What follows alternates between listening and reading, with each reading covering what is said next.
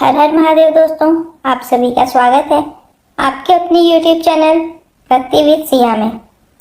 कल की कथा में हमने माघ मास महात्म्य कथा का 24वां अध्याय सुना था। आज की कथा में हम माघ मास महात्म्य कथा का 25वां अध्याय सुनेंगे। प्रेम से बोलिए भगवान श्री हरि विष्णु की जय। पिशाच कहने लगा कि हे मुनि, केरल देश का ब्राह्मण किस प्रकार मुक्त हुआ, यह कथा कृपा करके विस्तार पूर्वक कहिए। देवज्योति कहने लगा कि केरल देश में वासु नाम वाला एक वेद पारंगत ब्राह्मण था। उसके बंधुओं ने उसकी भूमि छीन ली, जिससे वह निर्धन और दुखी होकर अपनी जन्मभूमि त्याग कर देश विदेश में घूमता किसी व्याधि से ग्रस्त होकर मृत्यु को प्राप्त हो गया। उसका कोई बांधव न होने के कारण उसकी और्ध्व वैदिक क्रिया नहीं हुई और न ही उसका दाह क्रिया हुई। इस प्रकार क्रिया के लोप होने से निर्जन वन में प्रेत होकर चिरकाल तक फिरता रहा।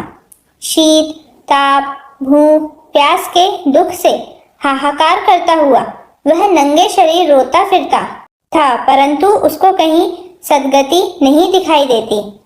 सर्वथा दान न देने से वह अपने कर्म फल को भोगता था। जो लोग अग्नि में आहुति नहीं देते, भगवान का पूजन नहीं करते, वे आत्म विद्या का अभ्यास नहीं करते, अच्छे तीर्थों से विमुख रहते हैं। जो लोग दुखी लोगों को स्वर्ण, वस्त्र, तांबुल, रत्न, फल तथा जल नहीं देते तथा छल कपट से जीविका प्राप्त करने वाले, दूसरों तथा स्त्रियों का धन हरने वाले, पाखंडी, कुटिल, चोर, बाल, वृद्ध तथा आतुर और स्त्रियों पर निर्दयता करने वाले, आग लगाने वाले, विष देने वाले, झूठी गवाही देने वाले, कुमार्ग पर चलने वाले, माता पिता, भाई बहन, संतान तथा अपनी स्त्री का त्याग करने वाले, जो सब तीर्थों में दान लेते हैं, पालन करने वाले, स्वामी को त्यागने वाले, गौर तथा भूमि के चोर, वेदों की निंदा करने वाले, वृथा द्रोह करने वाले, प्राणियों की हिंसा करने वाले, वेद, देवता, गुरु की निंदा करने वाले, यह सभी बारंबार प्रेत, पिशाच, राक्षस तथा बुरी योनियों में जन्म लेते हैं। अतएव बुरे कर्मों से बचकर धर्म के कार्य तथा यज्ञ, दान और तप आदि करने चाहिए, क्योंकि कर्म फल अश्वमेव मिलता है। इस प्रकार प्रेत की गति देखकर पाप कर्म कदापि नहीं करने चाहिए। ब्राह्मण कहने लगा कि इस प्रकार उस केरल ब्राह्मण ने उस पर्वत पर अधिक समय व्यतीत करके एक मार्ग में एक पथिक को देखा, जो 2 गागरियों में त्रिवेणी का जल लिए हुए था। आनंद पूर्वक भगवान के चरित्र का गान कर रहा था। प्रेत ने उसका मार्ग रोककर कहा कि तुम डरो मत, इस गगरी का जल मुझको पिलाओ, नहीं तो मैं तुम्हारे प्राण ले लूंगा। देवज्योति कहने लगा कि दुखी, दुर्बल, नंगे, मुरझाए हुए तुम कौन हो?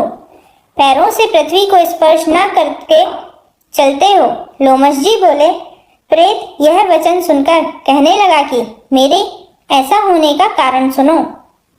मैंने कभी ब्राह्मणों को दान नहीं दिया, अत्यंत लोभी, क्रियाहीन, दूसरे के अन्न से पलने वाला, तथा मैंने कभी किसी को भिक्षा नहीं दी, न दूसरे के दुख से दुखी हुआ। प्यासे प्राणियों को मैंने कभी जल नहीं पिलाया। मैंने कभी छाता, जूता दान नहीं किया, न किसी को जल का पात्र, पान या औषधि किसी को दी। न मैंने अपने घर में कभी किसी अतिथि को ठहराकर उसका सत्कार किया। अंधे, वृद्ध, अनाथ और दीनों को मैंने कभी अन्न से संतुष्ट नहीं किया और न ही किसी रोगी को मुक्त किया। न कभी ब्राह्मणों को दान दिया, न कभी अग्नि में हवन किया। वैशाख आदि मास में किसी को ठंडा जल नहीं पिलाया। न ही मैंने बड़ या पीपल का कोई वृक्ष लगाया, न किसी प्राणी को बंधन से छुड़ाया। कभी कोई व्रत करके शरीर को नहीं सुखाया। इस कारण मेरा पूर्व जन्म सब बुरे कर्मों में ही व्यतीत हुआ। मेरे पूर्व जन्म के कर्मों से ही मेरी यह गति हुई है। इस वन में व्याघ्र, भेड़िए से बचा हुआ मांस तथा जंतुओं के खाने से गिरे हुए फल, वृक्षों पर लगे हुए सुंदर फल तथा झरने का सुंदर जल सभी मिलते हैं। परंतु देव इच्छा से मैं कुछ नहीं खा सकता। सर्प की तरह केवल पवन भक्षण करके जीवन व्यतीत करता हूँ। बल बुद्धि मंत्र पुरुषार्थ से लाभ हानि सुख दुख विवाह मृत्यु जीवन भोग रोग तथा वियोग में केवल भाग्य ही कारण होता है। कुरूप मूर्ख कुकर्मी निंदित तथा पराक्रम से हीन मनुष्य भी भाग्य से ही राज्य भोगते हैं। काड़े लूले लंगड़े नीतिहीन निर्गुण निपुंसक भाग्य से राज्य प्राप्त करते हैं। पर्वत पर भी बलवान राक्षस पिशाच रहते हैं, जिनमें से कभी कभी कोई कहीं कहीं वन में फिरते हुए अपने कर्म के अनुसार अन्न जल प्राप्त करते हैं, परंतु आपको उनका भय नहीं होना चाहिए, क्योंकि धर्मात्मा पुरुषों की उनकी पवित्रता ही रक्षा करती है। ग्रह नक्षत्र देवता सर्वथा धर्मात्माओं की रक्षा करते हैं। वह पिशाच आप जैसे भक्त की तरफ आंख उठाकर भी नहीं देख सकते।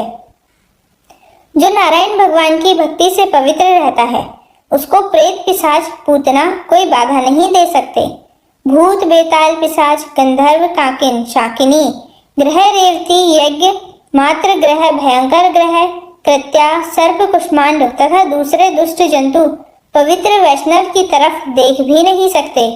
जिसकी जीवा पर गोविंद का नाम हृदय में वेद तथा श्रुति विद्यमान है, जो पवित्र और दानी है, उनको कभी भय नहीं हो सकता।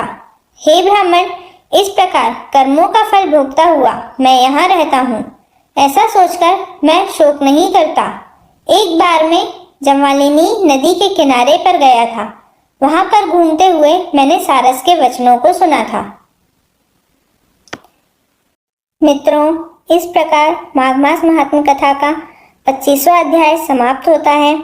माघ मास महात्म्य कथा का 26वां अध्याय हम कल की कथा में सुनेंगे। प्रेम से बोलिए भगवान श्री हरि विष्णु की जय।